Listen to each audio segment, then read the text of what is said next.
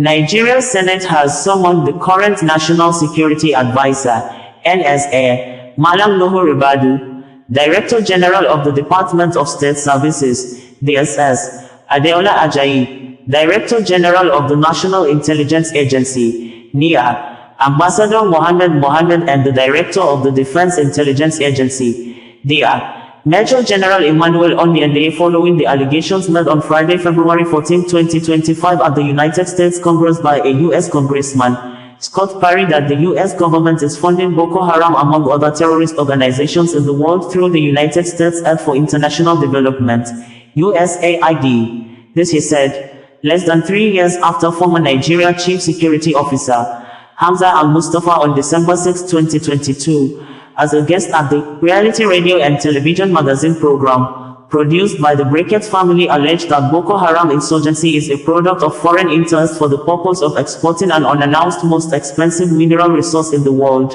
Californium stone, that is abundantly found in Borno State, used by world powers to produce nuclear weapons, with emphasis that the Boko Haram activities are funded by foreign interests under the guise of non-governmental organizations, NGOs, who do come to Borno with the pretense that they are helping the people to fight against poverty and poor healthcare, but at the dead of the night, the foreign NGO officials alone do go to dangerous places in Borno State where Nigerian soldiers dare not go even at daytime.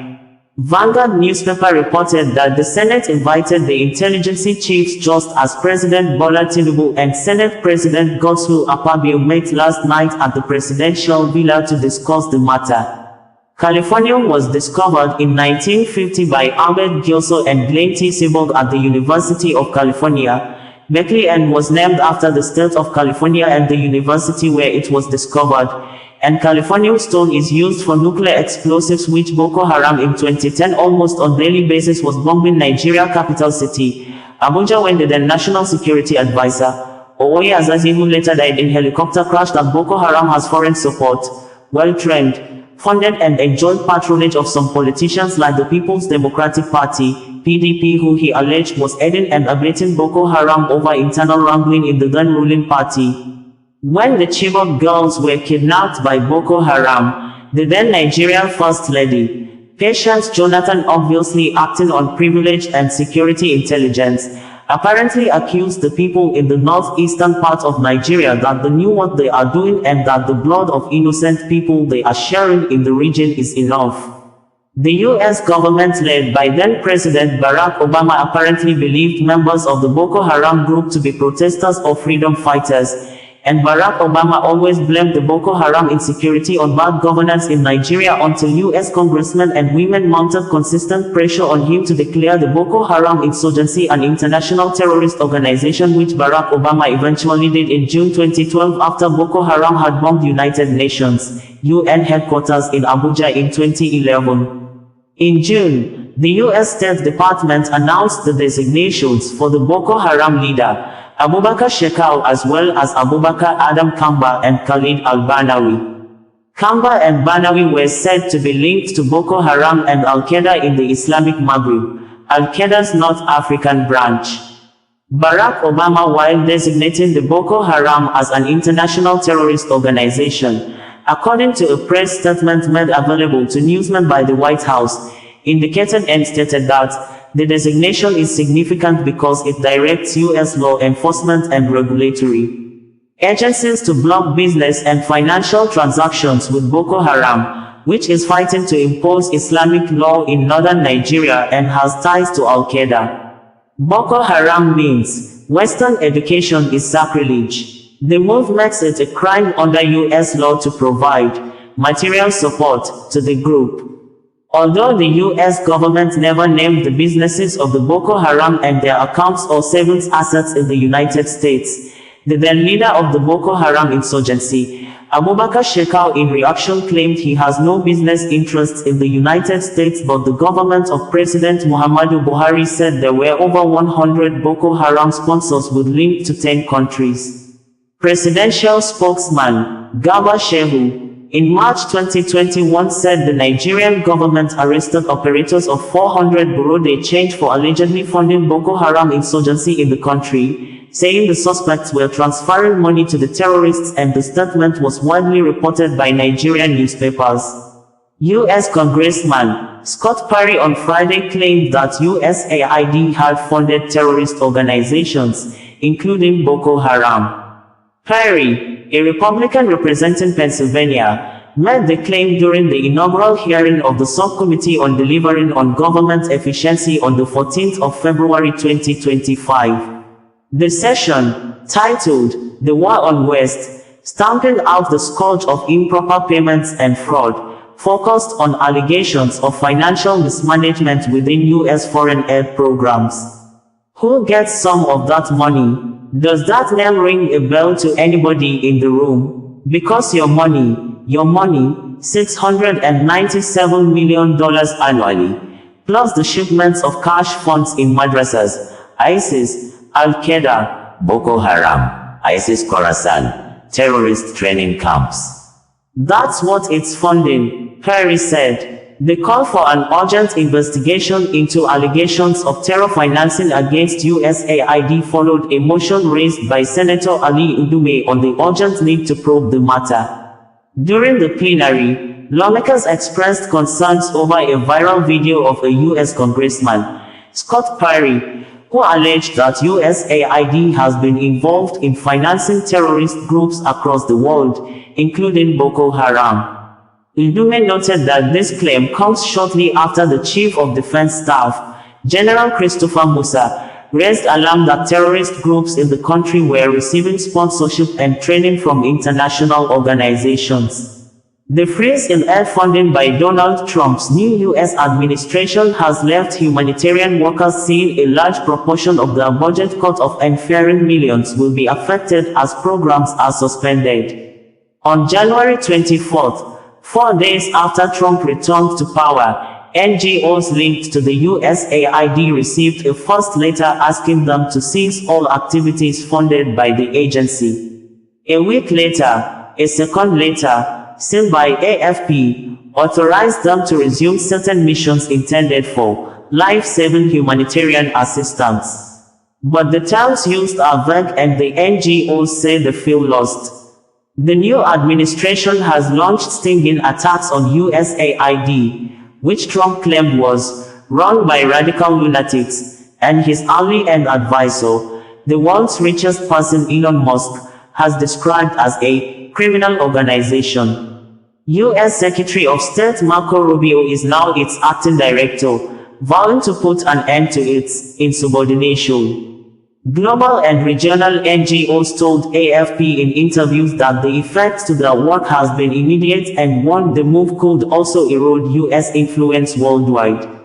BBC on the 20th of July 2015 had reported that the U.S. President, Barack Obama, has pledged to support his Nigerian counterpart Muhammadu Buhari in the fight against Islamist militant group Boko Haram. In the first meeting between the two since Mr. Buhari's election, Mr. Obama said the Nigerian leader had a very clear agenda for defeating extremism. The U.S. has committed $5 million to the fight against Boko Haram since Mr. Buhari came to power. The jihadists have killed thousands in northeast Nigeria since 2009. Speaking after the two met at the White House, Mr. Obama called Nigeria one of the most important countries on the African continent and praised Mr. Buhari for tackling corruption, an issue which compromised Washington's relationship with the Nigerian leader's predecessor, Goodluck Jonathan. Boko Haram has carried out attacks in northern Nigeria since its insurgency began in 2009, most notably the April 2014 kidnapping of 276 Nigerian schoolgirls who are still missing. President Obama's wife Michelle got involved in an online campaign to draw attention to the girls' plight, #BringBackOurGirls, and the U.S. sent surveillance flights over Nigeria to help locate them. However, the U.S. refuses to sell weapons to Nigeria because of concerns over its army's human rights record, BBC reported. Meanwhile, the former presidential candidate of Action Alliance, AA, and former chief security officer to the late General Sani Abacha, retired Major General Hamza Al-Mustapha, claimed that Borno State has a highly radioactive element, Californium, in abundance. According to Hamza Al-Mustapha, The said precious stone, Californium, is responsible for the Boko Haram insurgency and other security challenges bedeviling the state for more than a decade. The 62-year-old retired military officer said Nigerians should visit Google and search for the price of Californium element, which is worth $27 million per gram. In the viral video of the radio program, Al-Mustapha further alleged that the environmental degradation in the form of oil spillage and pollution that has been disturbing the oil-rich Niger Delta region is nothing but a game plan orchestrated by powerful forces in order to satisfy their self-centered interests. Who gets some of that money? Does that name ring a bell to anybody in the room? Because your money, $697 million annually, plus the shipments of cash funds madrasas, ISIS, Al-Qaeda, Boko Haram, ISIS Khorasan, terrorist training camps. That's what it's funding. If you think that the program under Operation Enduring Sentinel entitled Women's Scholarship Endowment, which receives $60 million annually, or the Young Women Lead, which gets about $5 million annually, is going to women who, by the way, if you read the Inspector General's report, is telling you that the Taliban does not allow women to speak in public. Yet somehow you're believing, and American people are supposed to believe, that this money is going for the betterment of the women in Afghanistan. It is not. You are funding terrorism, and it's coming through USAID. And it's not just Afghanistan, because Pakistan's right next door. USAID spent $840 million in the last 20 years on Pakistan's education-related program. It includes $136 million to build 120 schools, of which there is zero evidence that any of them were built. Why would there be any evidence? The Inspector General can't get in to see them. But you know what? We doubled down and spent $20 million from USAID to create educational television programs for children unable to attend the physical school. Social media is garbage in. Yeah, they can't attend it because it doesn't exist. You paid for it. Somebody else got the money. You are paying for terrorism. This has got to end. I yield, Mr. Chairman. The level of interference by the Obama's government was very overwhelming. It's not as if I couldn't have won the election even with that. But if, by my own thinking, and also the way some other people look at it, they go outside the normal diplomatic relationship, then it should be mentioned. Behind his back. We must hear from our own security agencies. To sending that person to Nigeria at the eve of election, after Obama even issued a statement directing Nigerians to vote for the next chapter, that tells you something. And we should not sweep these things under the carpet. If a foreign country, whether African country or even America or any other country, interferes with our own elections, we should mention it. And questionings and all that to brief us. And security is not something... Immediately the Chibok issue came up, we expect Nigerians to be concerned. How do we get these girls out? Within a couple of days, we saw people going to the US. We bring back our girls' placards. How? Why? And of course, the Mrs. Obama received one of those placards. I cannot take responsibility for the abduction. I don't control Boko Haram. They are criminals. But as a president, of course, you know, it's not the president that go to the field. You have security and intelligence officers that do the work. Let me admit that, yes, maybe they do their best, but their best was not good enough for us to recover the girls. That does not mean that I'm trying to remove myself from any blame. Yes, I may not be blamed for the action, but I could be blamed that my security and intelligence system are not strong enough to be able to rescue the girls. You know what I'm talking about. You can Google as I talk. What is Californium? Californium. Is a state in the United States? No. It's a precious stone. Oh, not California. That's why I want to tell you this. Californium. Neum. Californium in today's market, Google and tell me the price before I finish talking. In today's market today, in the world market today, one may ask, in Borno State, there is Boko Haram. There are areas that are still mined, now no-go area. The weather is harsh. It's very unfriendly. It's a small place. But there is something the international community with the connivance of Nigeria. Every day you have NGOs coming into, and they are hiring houses from 10 years, 20 years and above. And once you give them the price, they don't ask, they just pay. What are they doing? Why are most of them coming with satellite telephones? Why are most of them coming with PCs that are working with the same satellite telephones? Computers that are working directly with satellite. How come most of them come under the guise of supportive activities to the poor? They are giving them medication. Did the Ministry of Health bother to discover the type of medicine they are giving to the poor? How come there is increase in kidney and cancer, kidney and liver and cancer problems in Borno? How come it is attacking old people? How come the NGOs live in the wee hours of the night where soldiers dread to go? Police, security men cannot go. They go. This Californium, did they take per day? How much is a gram of Californium in world market today? Who has Google to know? 27,100,000 per gram. $1 million. I didn't say naira. Yes, it's the most expensive thing. Do we have it in Nigeria? In abundance in Borno State. That's what started the Boko Haram. That's the game. Are we aware? How can we be ignorant of our country, of our place, of what God has given to us? If we don't know your country, what type of leadership are you coming to give? You are a liability if you don't know. How can we be supporting ignorance to say that's where we search for leadership? What can we do about it? Somebody should read it out. How much is Californium? Okay. Californium is... Talk to the mic properly. Californium is $27 million per gram, not kilogram. So how many grams is in a kilogram? 1,000. 1,000 grams makes 1 kilogram. And 1 gram is 27 million dollars. So 1 kilogram is the most expensive. You know when I knew this? 1996. And one of the offenses we committed to some big men is getting to know this.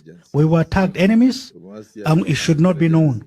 1996, I was tagged. Remember, at that time, there was the first campaign against me in Concord newspaper, front page, the Iron Man behind Abacha. That was the beginning on how to destroy me.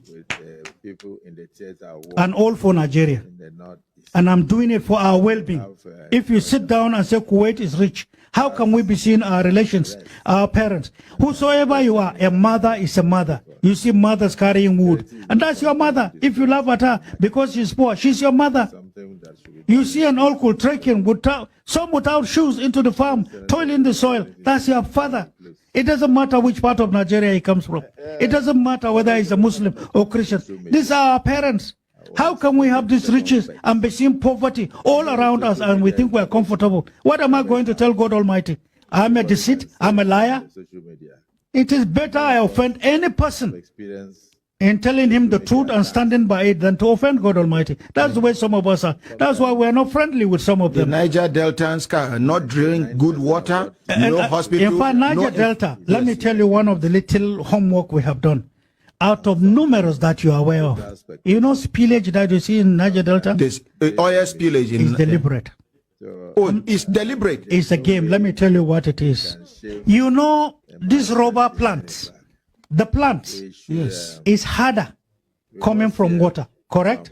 Yes. Once there is spillage and it stays beyond a month, part of it becomes rotten and hardened. And then when money is paid for environmental cleaning, that plant in itself that is soaked in oil, they will now take it along. No, take it along. And when it is now regrilled, refiltered, is the best energy for nuclear plants. So they will have information. So that is to say, environmental degradation, environmental pollution is an investment at the expense of our mothers, at the expense of our fishermen in South, at the expense of their health. And who has ever spoken about this? I'm sure you never heard of this. Are we getting educated? Are we getting educated? Yes, sir. That's why some of us, I know I'm a northerner, and I know how much we invested in getting to know the ills and the abuses against our people. Garbage out. In South, there are many people unconsciously are being used against the environment. Little money, weapons, drinks, everything goes. But they are killing the country, they are killing the family. Look at the health. Go to Port Harcourt, take your bath. Come out and see. Come out, 10 minutes after, take handkerchief, clean your face. That is what you are inhaling into your lungs. For how long? How much of this health hazard is affecting people? How much have we done in cleansing the environment?